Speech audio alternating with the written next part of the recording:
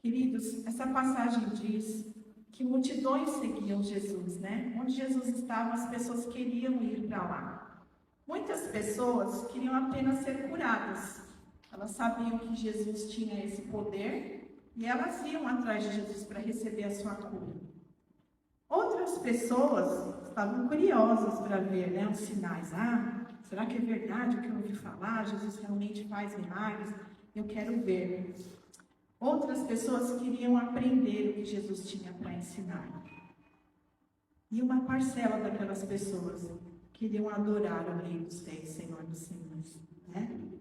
E ali o que aconteceu? As pessoas vieram de lugares distantes para estar ali com o Senhor, e o Senhor foi ensinando a palavra, curando, libertando, e as horas foram passando, e as pessoas estavam com necessidades físicas de se alimentar, né? E os discípulos falavam assim para Jesus, manda eles irem embora, eles vão lá para as aldeias e eles compram alguma coisa para comer. Mas o Senhor Jesus, ele tinha compaixão pelas pessoas, ele sabia que as pessoas já estavam cansadas, já estavam famintas, e elas iam ter que caminhar para procurar um lugar para poder comprar um alimento, né? E aí um discípulo fala assim para ele, mas mesmo que a gente tivesse um monte de dinheiro aqui para comprar esse monte de pão, né? Quanto que não teria que trazer de pão para todas essas pessoas? Quanto de dinheiro que não precisaria ter, né? Mas Jesus já sabia o que ele ia fazer. Porque o Senhor sabe do nosso futuro, sabe o que vai acontecer daqui a pouco. O Senhor, ele é onisciente. Então, ele falou algo só para experimentar, para sentir a reação das pessoas, né? Existia um rapazinho ali, que ele tinha alguma coisa com ele.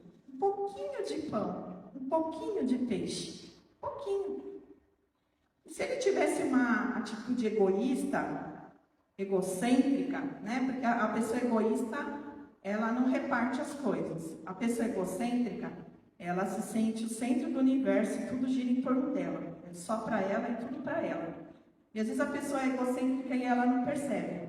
Porque é tão forte isso nela, que ela não se dá conta de que ela quer tudo para ela, que ela só pensa nela. E nós temos que orar por essas pessoas, porque isso é algo maligno, né? Então, esse rapazinho, se ele tivesse uma atitude assim, egoísta e egocêntrica, ele poderia falar, para mim não tem, o outro não tem, que se lixe, estou nem aí a vida dele, o meu problema está resolvido, né? Mas ele entregou o que ele tinha, era só um pouquinho. Pelos olhos naturais, aquele pouquinho não ia resolver problema nenhum. Era pouco. Se tinha 5.000 homens, amados, ainda tinha mulheres e crianças. Não era só homens que estavam ali, né? E aí, o que você vai fazer com um pouquinho de pão, um pouquinho de peixe, com uma multidão de pessoas na sua frente? Mas ele entregou o que ele tinha. E a gente sabe que o Senhor Jesus fez a multiplicação. Deu para todos comerem à vontade, porque se sobrou, é porque a pessoa comeu o quanto ela quis, não é? E ainda sobrou. Isso acontece na vida da gente. Quando o Senhor nos abençoa, a nossa bênção transborda, ela atinge outras pessoas também. As pessoas que estão ao nosso redor, elas também são contempladas com a bênção da gente, né? E eu, como professora de matemática, eu leciono matemática há 30 anos, amados. Eu gosto muito de raciocínio, de lógica, de fazer contas, de fazer cálculos. Eu tenho verdadeira paixão por isso. Mas o Evangelho, ele exige outra coisa de nós, né? Ele exige fé. A fé a gente não explica, a fé a gente vive, não é assim?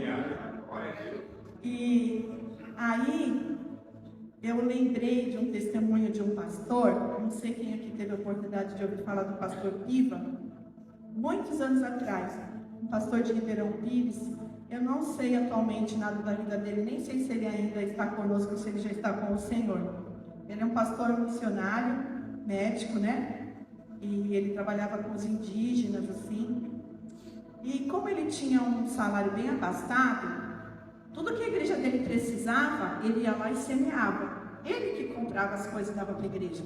Porque ele falava assim, os irmãos recebem menos do que eu, eles têm menos do que eu. O Senhor me abençoou tanto, eu tenho tanto, então eu vou doar para a igreja. E ele doava as coisas para a igreja, doava as coisas para a igreja.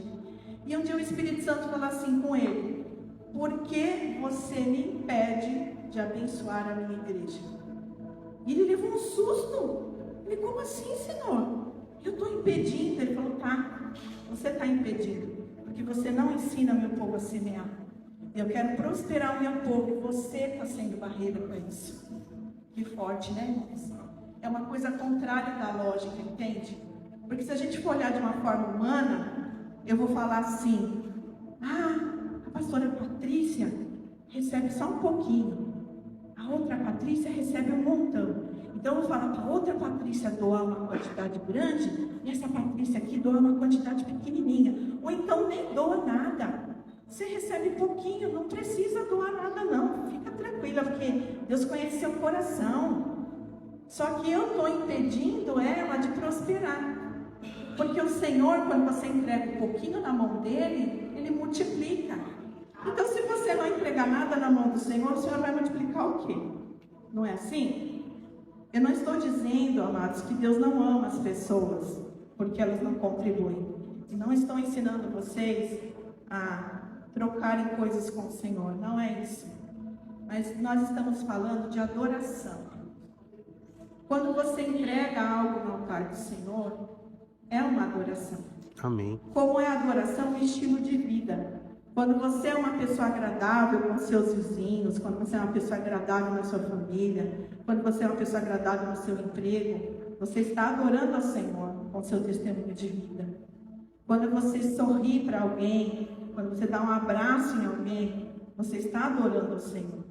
Quando você separa o seu tempo para ler a palavra, para ouvir um louvor, para fazer uma visita, para vir aos cultos, você está adorando ao Senhor.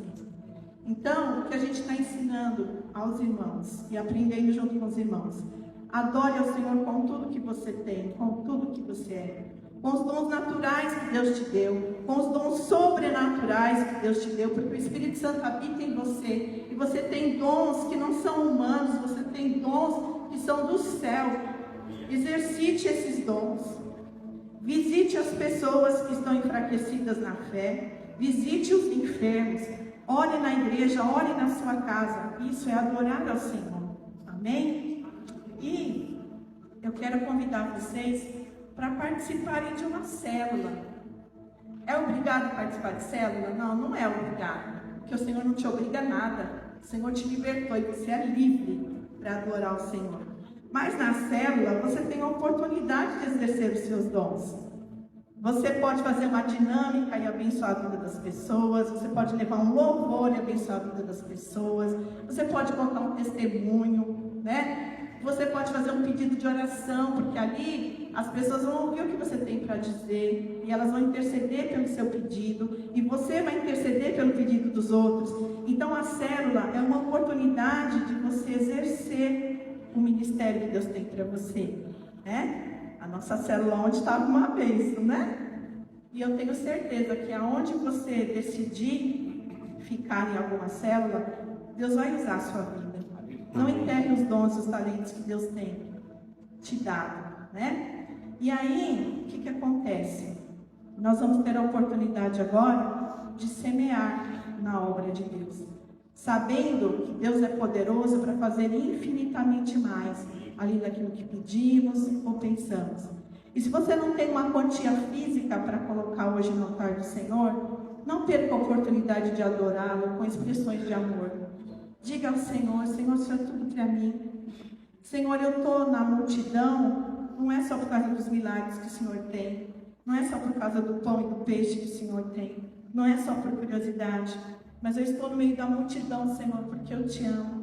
O Senhor diz na sua palavra, Pai, que o Senhor procura verdadeiros adoradores que adorem em espírito e verdade. Eu estou aqui, Senhor, eu te adoro. Se hoje eu não tenho uma condição de ofertar, Senhor, coloca essa quantidade na minha mão, me dá essa oportunidade, Senhor, também de investir no teu reino. Me ajuda, Senhor, abre as portas e o Senhor vai colocar sementes na sua mão. Então não se entristeça se hoje você não tem, mas Deus olha para o seu coração e vê se você está o adorando hoje.